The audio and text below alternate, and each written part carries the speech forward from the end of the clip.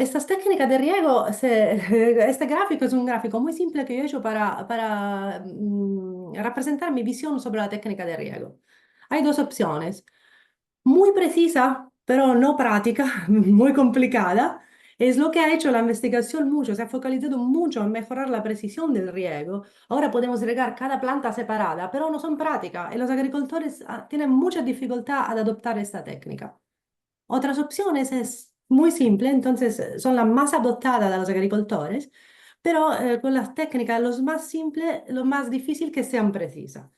Entonces, en esta línea nos tenemos que mover para encontrar una zona en el medio entre de estos dos excesos. La técnica más simple, la más utilizada para hacer riego es calcular la evapotranspiración. Es lo que se hace en California. Toda California básicamente eso ha sido porque es simple, solo necesita un coeficiente cultural y una estación meteorológica. Puede calcular la evapotranspiración del huerto. Ha funcionado muy bien hasta ahora porque el agua no ha sido un factor limitante en California. Pero en los últimos años ha habido un montón de sequía, pero también en California hay unas nuevas reglas del gobierno que están limitando la cantidad de agua que los agricultores pueden coger del suelo. Entonces, los agricultores necesitan aumentar un poquito la precisión de la gestión irrigua.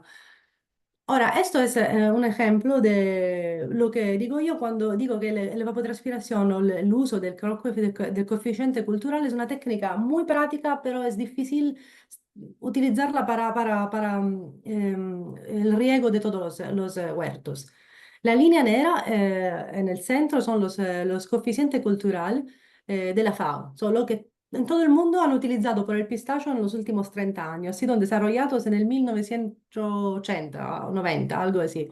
Los últimos años hemos medido el coeficiente cultural en unos huertos en California y hemos visto que este huerto específico tenía un utilizo del agua completamente diferente de lo que era generalmente lo sugerido en todo el mundo. Entonces significa que todos los agricultores que utilizaban este coeficiente cultural estaban aplicando más agua de lo que potencialmente de lo que el huerto necesitaba. Otros huertos tenían más evapotranspiración. Creo que el mensaje que quiero dar con esta slide es que es imposible que un solo número represente todos los huertos de la California, del Chile o del mundo. Y es necesario hacer un paso más para ser un poquito más preciso.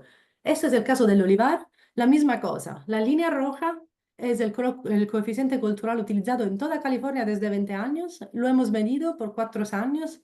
Todos los puntos negros son los puntos de coeficiente cultural diario que hemos medido. Como podéis ver, hay una variación enorme y muchas veces la media, que es la línea blu, no corresponde con los valores utilizados. Entonces, también los agricultores de olivar, si utilizan un simple coeficiente, muchas veces pueden poner más agua de lo que las plantas necesitan. Por ejemplo, aquí en primavera, ¿no? En abril, en mayo. Eso puede tener un efecto muy negativo en la producción, por ejemplo, en olivos, porque en exceso de agua puede producir un montón de crecimiento vegetativo que reduce la producción. Entonces, ¿cómo podemos hacer para mantener una simplicidad de gestión del agua, no tener que ir al campo a medir todo el tiempo con parámetros muy complicados, pero al mismo tiempo incrementar la precisión? Primero tenemos que entender un poquito el efecto del estrés hídrico sobre la producción o sobre los parámetros fisiológicos. Porque siempre nosotros pensamos, cuando reduzco el agua, cuando pongo menos agua, incremento lo stress, ¿qué pasa a la planta? Siempre se piensa que la fotosíntesis es limitada, ¿no? Si reduces la fotosíntesis significa que producimos menos azúcar, entonces producimos menos crecimientos y menos frutos. Ma la verdad es que muchos antes que la fotosíntesis se limita, podéis ver una limitación, por ejemplo, de la crecita vegetativa, la línea verde. Entonces, allí esto es un concepto muy fundamental, porque con el riego de precisión nosotros podemos limitar el crecimiento vegetativo, pero sin limitar la fotosíntesis. Entonces vamos a tener más fotosíntesis que pueda ir a los frutos y no, por ejemplo, al tronco. Pero para hacer esto tenemos que utilizar unas técnicas específicas. Esto es un ejemplo de cómo hemos desarrollado unos indicadores que puede ser simple para los agricultores, utilizando una cámara a presión. Es un instrumento muy sencillo que pero tiene un poquito de complicaciones porque en el campo te tienes que hacer al mediodía, bajo del sol, entonces no todo el mundo le gusta utilizarlo, pero para nosotros es una de las técnicas mejores para mejorar la gestión del agua, particularmente cuando no tenéis muchas aguas. Si tenéis muchas aguas podéis hacer el crop coefficient y más o menos eh, podéis tener una gestión racional, pero cuando no hay muchas aguas va a ser muy difícil manejarla simplemente con un crop coefficient. En este sentido, por ejemplo, este gráfico pone en correlación la conductancia estomática, que significa cuánta agua pierden las hojas, y la fotosíntesis a la izquierda, en la Y, que dices cuánta carbonio están fijando las hojas para hacer azúcar y producción. Y como podéis ver, la línea no es lineal, hay como una curva que luego se llega un poquito plana al final. ¿Qué significa? Que hay un punto donde tú puedes reducir el agua sin influenciar la fotosíntesis.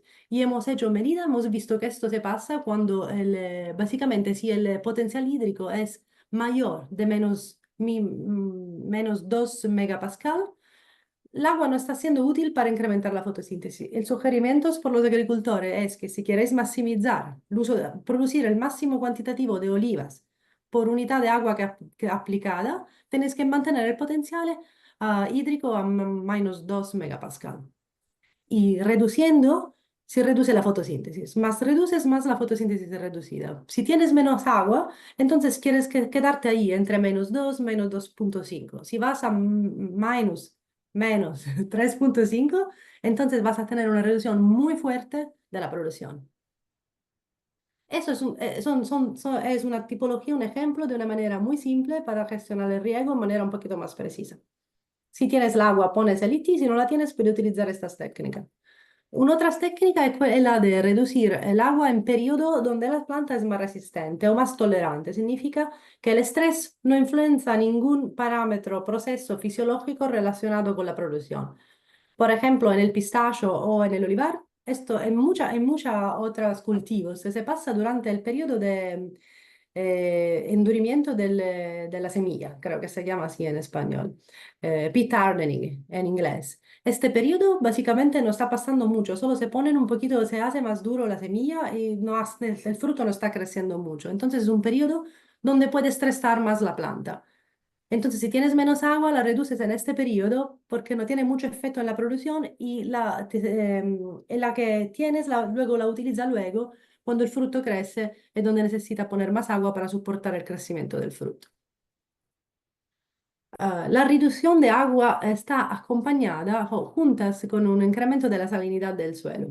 Y esto complica mucho más la situación respecto que la sequía sola. Cada planta tiene un nivel diverso, cada cultivo tiene un nivel diferente de resistencia a la salinidad.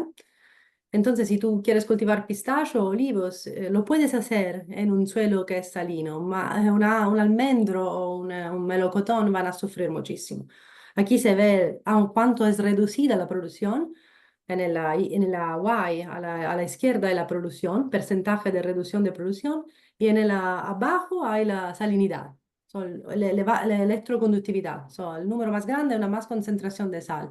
Podéis ver como la diferencia entre las especies. Todas las especies, todos los cultivos a un punto van a tener una reducción fuerte de producción bajo salinidad. Es imposible que sea de otra manera. A ver un poquito cómo la salinidad influencia la producción. Primero, el primer nivel de estrés, lo llamamos estrés osmótico, básicamente es lo mismo de la sequía. Cuando hay sal en el suelo, también si hay agua, la planta no puedes cogerla, tiene que hacer mucho esfuerzo para cogerla del suelo. Y esto es el más sencillo, el menos peligroso efecto de la salinidad sobre la producción de los cultivos. El segundo, que llega un poquito más tarde en la estación de crecimiento, se llama lo del acúmulo de iones tóxicos en las hojas, que reducen la transpiración de las hojas y crean imbalances nutricionales.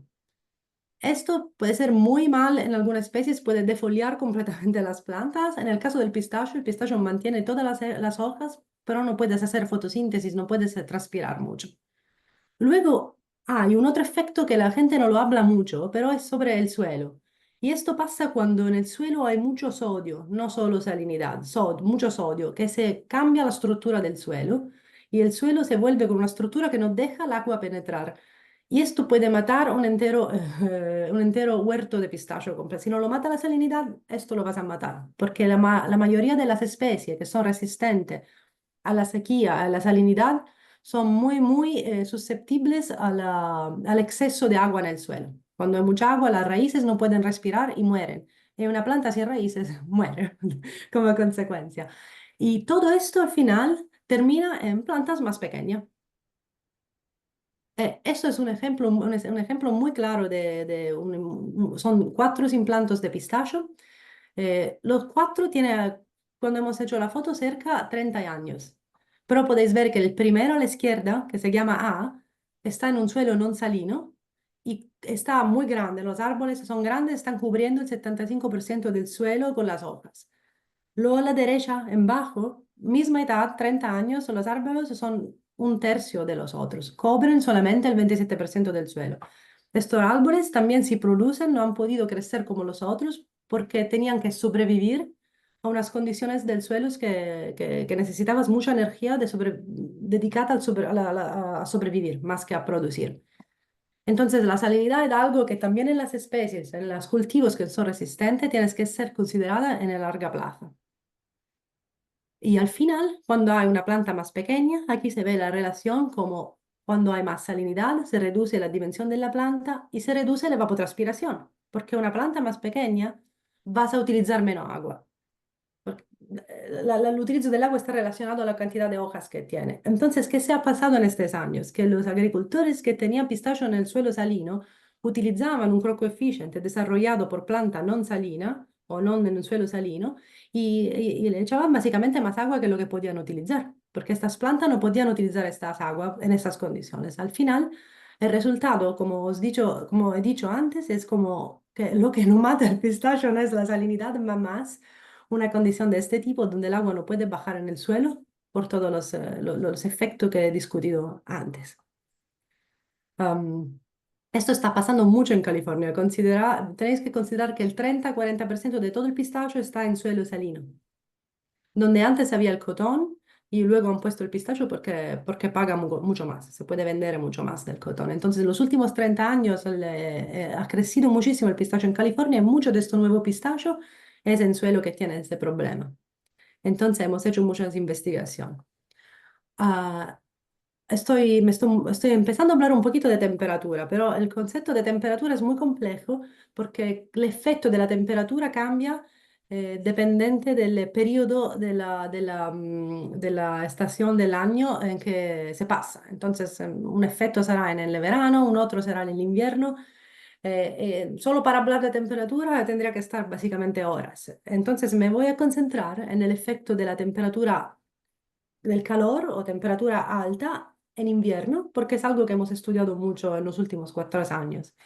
Entonces quería introducir unas investigaciones que hemos hecho, que estamos haciendo y que creo pueden ser muy importantes, que van a ser desarrolladas un poquito más en los próximos años.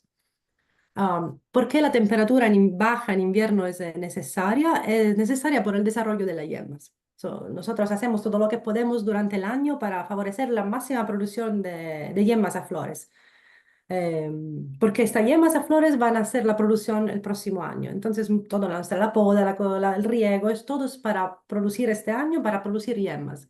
Pero para que estas yemas produzcan flores y frutos el año después, tienen que pasar el invierno. Y también, si durante el invierno parece que no está pasando nada, la realidad es que hay muchísimos cambios fisiológicos que pasan a las plantas que nosotros no podemos ver y que nosotros como investigadores no entendemos todavía muy bien, que pero son necesarias y fundamental para tener una buena floración y una buena producción. Eh, Hay dos periodos importantes, uno es llamado endodormienza, aquí necesitamos frío, y luego tenemos la ecodormienza, donde necesita el calor en primavera, y luego llegan las flores. Ahora, generalmente hay como una sorta de relación negativa entre los dos. Eso significa que si hay mucho frío, un poquito de calor es bastante para que las plantas florecen. Si no hay mucho frío en el invierno, entonces necesita más calor para soportar la floración. Eh, el frío es predominante como efecto. O sea, si no hay frío, si pones los frutales en un lugar donde no hay frío por el invierno, y lo estamos probando, hemos puesto unos pistachos en la Coachella Valley, es un desierto, donde hay solamente 20 porciones de frío durante el año, básicamente nada, y las plantas no florecen, no florecen. También si hay todo el calor del mundo, tardan muchísimo a echar fuera las hojas y todo. Eso es el efecto cuando no hay un buen frío durante el invierno. El efecto es una floración disomogénea y retrasada, perdonáis, y efecto en la calidad de la fruta. Eso es un ejemplo en pistacho. Esto se pasa mucho frecuente. Hay años donde tenemos perfecto, el frío está perfecto y tenemos una floración perfecta, y muchos años donde esta temperatura errática se pasan, y los agricultores están buscando soluciones para esta tipología de años, que se vuelven más y más frecuentes. Um, Esto es un ejemplo de nueces o flores, son nueces de pistacho. Lo hemos cogido el mismo huerto en dos esquinas. Una esquina era un poquito más arriba, y entonces para ser un poquito más arriba no le llegaba mucha niebla durante el invierno, entonces llegó mucha radiación que ha reducido la cantidad de frío durante el invierno. Había 2 semanas de diferencia de desarrollo, y los frutos, la calidad de los frutos a la cosecha ha sido como impactada muchísimo. Había un montón de frutos vacíos, no desarrollados, y que no se caían cuando hemos hecho la cosecha mecánica, porque estaban básicamente retrasados desde un punto de vista de maturación, no maturaban. Y esto se ha pasado muchos años en los últimos años por cambio climático, temperatura baja o fría antes, o también durante la primavera, durante los estadios pequeños de desarrollo del fruto. Un otro ejemplo aquí es cómo la temperatura puede influenciar diferentes genotipos o diferentes variedades diferentemente. En este caso, por ejemplo, cuando plantas tiene que saber cuál es el efecto de la cultivar principal, va también el polinizador. En este caso, en el pistacho, que hay hembra y macho separados, cuando hay bajo frío, el macho regresa de 2 semanas, entonces no hay polinización y se pierde completamente la cosecha. Eso se puede pasar mucho. Estamos haciendo investigaciones para buscar y desarrollar nuevas variedades que sean influenciadas de la misma manera del bajo frío invernal. Y hasta ahora no era un factor que habíamos tenido en consideración.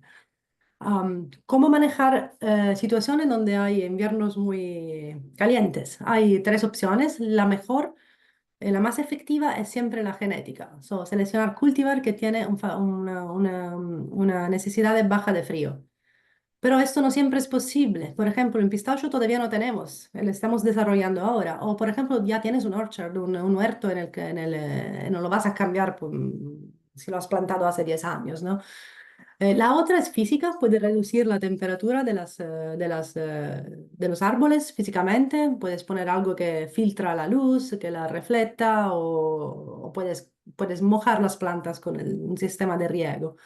Y la tercera es química. Y voy a hablar de la química porque es lo que hemos trabajado un poquito más en los últimos años.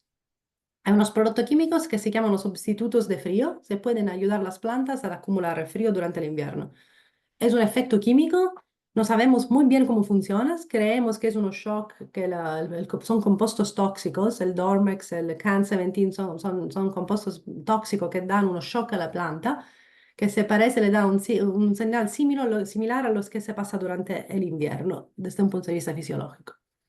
La cosa más importante de estos productos, particularmente el Dormex, yo no sé si es regularizado en Chile, en California se puede aplicar en el cerezo, desde 2 años también en el pistacho.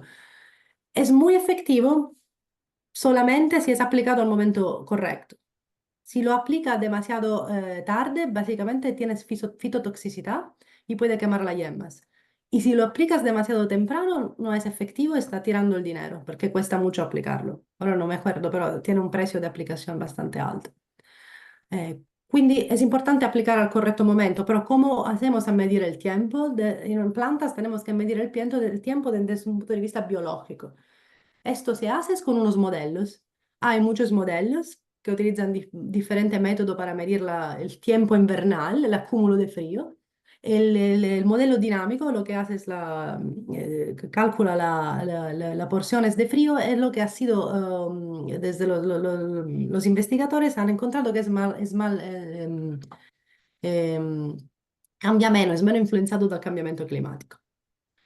Pero también si es menos influenciado, es influenciado. Significa que todos estos modelos son muy influenciados del cambiamento climático. Entonces, en los últimos años se ha pasado, por ejemplo, que segundo el modelo estaba un año con un chill súper bueno y luego las plantas tenían todas las flores raro, que no estaba de acuerdo con el modelo. O lo opuesto, que el modelo decía que el año era muy malo, ma la floración ha sido perfecta, súper compacta y abundante. Entonces los agricultores del Cherry Board, o del Board del Cerezo de California, nos han preguntado de ayudarlos a hacer mejorar los modelos que tenemos, ayudarlo a mejorar la aplicación de estos productos. Hasta ahora las direcciones son de aplicar el Dormex a 45-55 porciones de frío y esto puedes anticipar la cosecha de 7-10 días y la floración de 14 días. Y los growers también aplican el Cancementil, que es un producto a base de nitrógeno, un poquito después, a 48 tu 58 porciones de frío. Esas las reglas en California por el cerezo. Pero como hemos dicho, dependiente de los años, estos valores pueden cambiar mucho. Nuestro objetivo en este proyecto ha sido de mejorar esta técnica, la selección del momento de la aplicación del Dormex, en dos maneras. Una es una manera meteorológica. Queremos crear un modelo para medir y predecir la temperatura de las plantas. Y ahora llego. Y el segundo es fisiológico. Queremos desarrollar unos biomarker. Ok, la temperatura de las plantas es, porque todos estos modelos de acúmulo del frío utilizan la temperatura del aire, yo no lo he dicho, pero todos los cálculos son basados sobre la temperatura del aire. Y la temperatura del aire puede ser muy diferente de la temperatura de la planta, basado en la cantidad de niebla que hay en el huerto. Y desarrollar unos biomarkers significa, hay algo que podemos medir en la planta que nos dice a qué nivel de acúmulo de frío estás. Porque en otras cosas, por ejemplo, por el riego podemos medir el potencial o podemos medir el agua en el suelo. O por la fertilización podemos medir el nitrógeno en las hojas. Pero todavía por la dormiencia no tenemos nada que se puede medir en las plantas. Entonces, esto era nuestro objetivo del proyecto. La idea es optimizar las aplicaciones de estos productos. Y eso es lo que decías sobre la temperatura. Esta idea ha llegado de los agricultores. Han venido y han dicho, Julia, no es posible, es que los modelos dicen que hay acúmulo de frío y las plantas están como calientes, básicamente. Es intuitivo que cuando hay el sol, en la California había siempre mucha niebla durante el invierno, que está desapareciendo en los últimos años por el cambio climático. Y entonces lo que pasa es que hay el sol, la radiación solar, que calienta los árboles más que el aire. Esto es intuitivo, la investigación lo has dicho, hay otros estudios que han probado que hay una diferencia de algunos grados, pero no es una información que puede ser utilizada desde un punto de vista de gestión del huerto. Lo sabemos y no podemos hacer nada con esto, no es práctica y no está construida en una forma que es una herramienta por los agricultores. Entonces, nosotros hemos medido la temperatura de los árboles en diferentes lugares, diferentes huertos por diferentes años y hemos encontrado que claramente la temperatura del árbol era como 10-15 grados Celsius más alta de la temperatura del aire, que es mucho. Y como lo podéis ver aquí, eso es en Fahrenheit, pero más o menos son 10 grados, depende si es como al sur, el norte del árbol cambia mucho, pero en la media cuando hay sol puede ser hasta 15 grados, 10-15 grados de diferencia, con el árbol más caldo. Luego hemos puesto todo esto en un modelo estadístico y ahora estamos en el estadio donde somos capaces de hacer una predicción de la temperatura del árbol, simplemente basado sobre datos meteorológicos de una campaña meteorológica pública. Entonces, este modelo va a ser online posiblemente en los próximos 6 meses y los agricultores pueden ir en el sitio internet en buscar cuál es el acúmulo de frío utilizando el aire y el acúmulo de frío utilizando la temperatura del árbol. Y hemos visto que hay una diferencia que puede ser 12 y 15 porciones de frío, básicamente menos cúmulo. Es muchísimo, es como la diferencia que hay entre el norte y el sur de la California, básicamente. Y nosotros creemos que esta tipología de medida puede ayudarnos a ser más precisos en el futuro.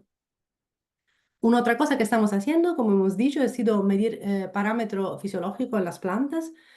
Una de estas son los carbohidratos. Durante el invierno hay muchísimos cambios de los carbohidratos en las plantas que son relacionadas a la temperatura, que nosotros creemos, basado en otras evidencias de otros investigadores, en cerezo y en otras especies también, que pueden ser indicadores del desarrollo de la durmienza en los árboles. Esto, por ejemplo, es el almidón ¿cómo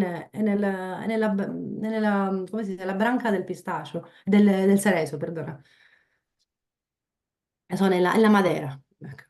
Como podéis ver, hay un momento donde el almidón como se reduce muchísimo durante el invierno. Eso estamos desde noviembre, prácticamente al empiezo, cuando se caen las hojas, hasta mitad del invierno, se baja hasta un nivel mínimo, que en diferentes años es siempre lo mismo. Interesante, muy interesante. Y luego empiezas a subir. La caída o el decremento del almidón es lo que llamamos fisiológicamente la acumulación de frío. Luego, cuando el almidón incrementa otra vez, esto se pasa cuando hay el acúmulo de calor. Y luego aquí hay el bloom, la floración. Y es muy, muy interesante cómo es constante en los años y en los diferentes huertos. Este punto donde el almidón llega al final, aquí al nivel más bajo, que es muy constante entre los años, es el momento donde generalmente los agricultores aplican el Dormex. Entonces, nosotros creemos que es fisiológicamente este nivel, el nivel bajo de almidón, puede ser utilizado como un indicador biológico para mejorar nuestro manejo del acúmulo de frío.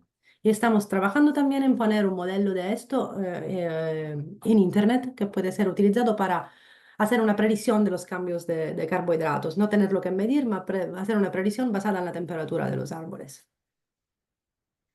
Y entonces este proyecto es que hemos hecho ahora por 4 años, soportado del Cherry Board, del board de los cerezos de la California, de los agricultores de cerezo de la California, vas a desarrollar una manera para medir y predecir la temperatura del árbol y de consecuencia el acúmulo de frío basado en la temperatura del árbol y también desarrollarse un método para mejorar la aplicación del Dormex y de estos productos que pueden ayudar a hacer una producción mejor cuando hay menos frío en invierno, para mejorar la producción en cerezo. Puede ser aplicado a otra especie. Hemos tenido unas conversaciones con los agricultores con unos farm advisor con el nogal o con el pistacho, porque de verdad es un modelo que puede ser aplicado a cualquier otro cultivo.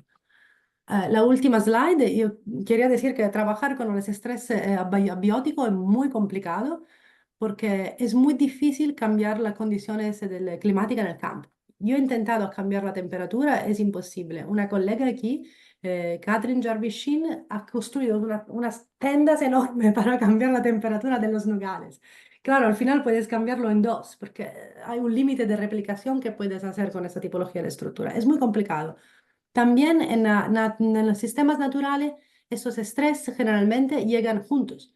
O sea, no hay la temperatura y el calor, hay el calor y la sequía juntos. Hay la sequía y la salinidad juntos. O la salinidad el exceso hídrico en el suelo. Entonces, es muy complicado y necesitamos crear un equipo muy interdisciplinar para estudiar estas cosas, más particularmente la interacción de estos estrés, no se sabe mucho de la interacción de los estrés. Creo que ese es el mensaje final que quería llevar con esta slide. Y con esto he terminado. Espero que he sido clara. Si no, me lo podéis decir, por favor. Y gracias.